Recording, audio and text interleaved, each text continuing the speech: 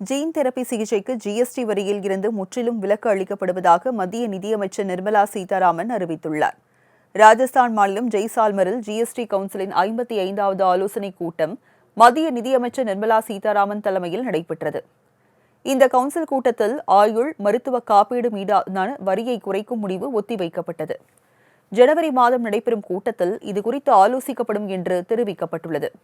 இந்நிலையில் GST council கூட்டத்தில் எடுக்கப்பட்ட முடிவுகள் குறித்து நிர்மலா சீதாராமன் செய்தியாளர்களுக்கு பேட்டியளித்தார். அப்போது உயிருக்கு ஆபத்து விளைவிக்கும் நோய்களில் இருந்து காக்கும் ஜீன் தெரப்பி சிகிச்சைக்கு ஜிஎஸ்டி வரியில் இருந்து முற்றிலும் விலக்கு அளிக்கப்படுகிறது என்றார். சுகாதாரம், ஆயுள் காப்பீடு பிரீமியம் மீது விதிக்கப்படும் ஜிஎஸ்டி வரியை குறைப்பது குறித்த முடிவு தள்ளி வைக்கப்பட்டுள்ளது எனவும் தெரிவித்துள்ளார்.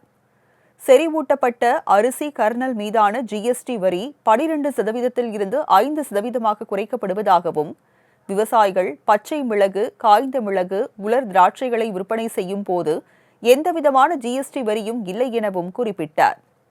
சர்வதேச அணுசக்தி அமைப்புக்கு ஜிஎஸ்டி வரியில் இருந்து விலக்கு அளிக்கப்படுகிறது எனவும், அரசு திட்டங்கள் மூலம் இலவசமாக தரப்படும் உணவுகளின் மூலப்பொருட்களுக்கு ஜிஎஸ்டி வரி விலக்கு அளிக்கப்படுகிறது எனவும் நிர்மலா சீதாராமன் தெரிவித்தார். விமானங்களுக்கான எரிபொருள் ஜிஎஸ்டி வரி வரம்புக்குள் வரவில்லை என குறிப்பிட்ட நிர்மலா சீதாராமன், விமான எரிபொருளை ஜிஎஸ்டி வரி வரம்பிற்குள் கொண்டுவரும் பரிந்துரையை மாநிலங்கள் நிராகரித்தன என்றார். உணவு டெலிவரி சேவை மீது ஜிஎஸ்டி விதிப்பது குறித்து முடிவு எடுக்கப்படவில்லை எனவும் அவர் கூறினார்.